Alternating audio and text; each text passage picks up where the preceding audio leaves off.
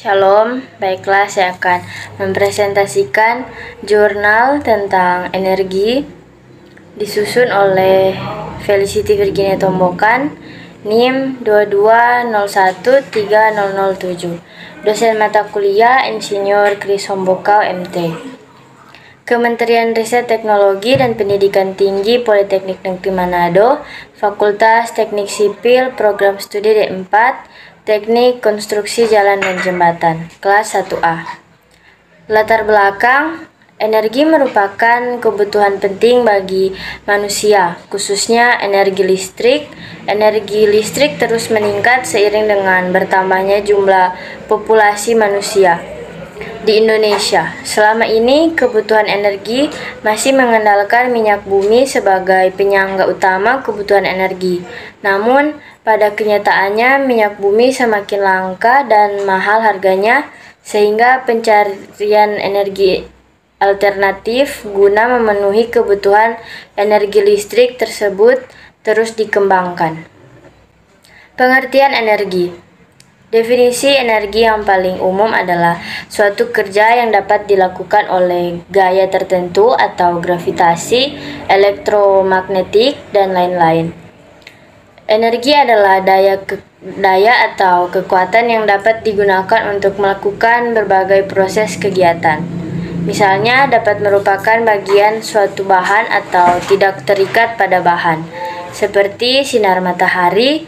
Energi juga dapat diartikan sebagai tenaga.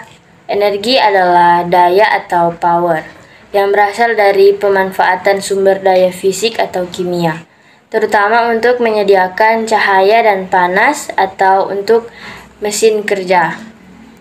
Energi adalah kekuatan untuk melakukan pekerjaan yang menghasilkan cahaya, panas atau gerakan atau bahan bakar listrik yang digunakan untuk daya. Energi adalah kekuatan dari sesuatu seperti listrik atau minyak yang dapat melakukan pekerjaan seperti menyediakan cahaya dan panas. Energi alternatif adalah solusi untuk meningkatkan peran energi terbarukan dalam rangka menjamin keamanan pasokan energi untuk memenuhi kebutuhan energi nasional yang semakin meningkat secara berkelanjutan. Jenis energi. Energi adalah kuantitas yang dilestarikan karena berbagai kekuatan seperti gravitasi, listrik, panas, dan lainnya. Energi memiliki berbagai bentuk.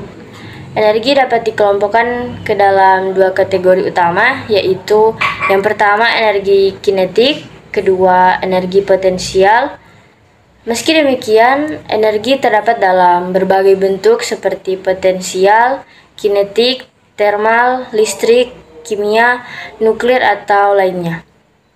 Ada beberapa jenis energi terbarukan yang dapat digunakan sebagai pembangkit listrik, antara lain adalah energi panas dan bumi.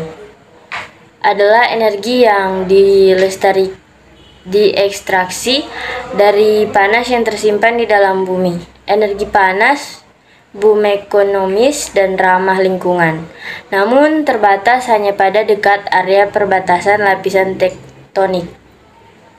Kedua, bahan bakar hayati atau biofuel adalah bahan bakar baik padatan, cairan, ataupun gas yang dihasilkan dari bahan-bahan organik, cairan ataupun gas yang dihasilkan dari bahan-bahan organik. 3. Pembangkit listrik.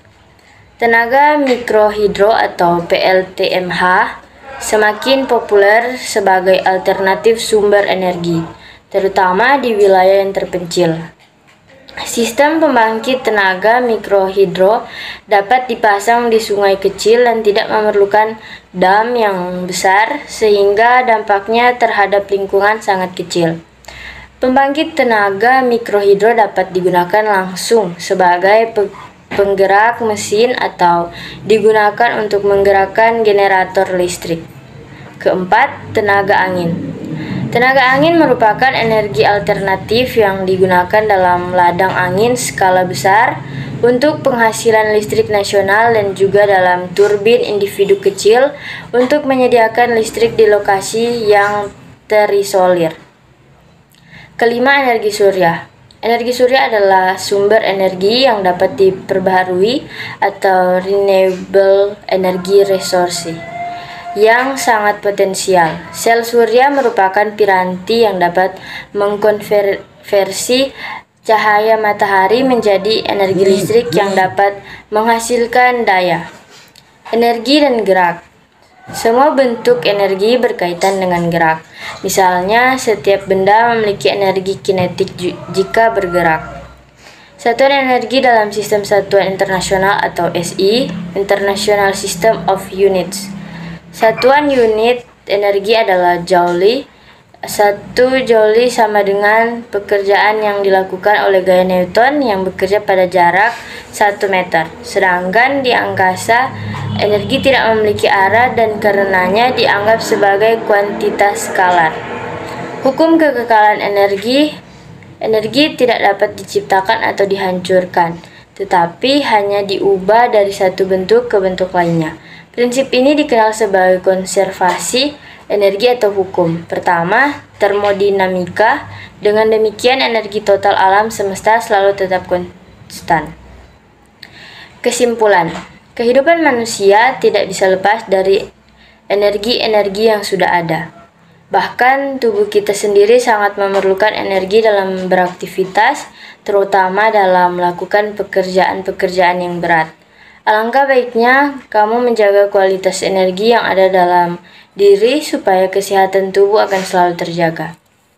Sekian dan terima kasih dari video saya.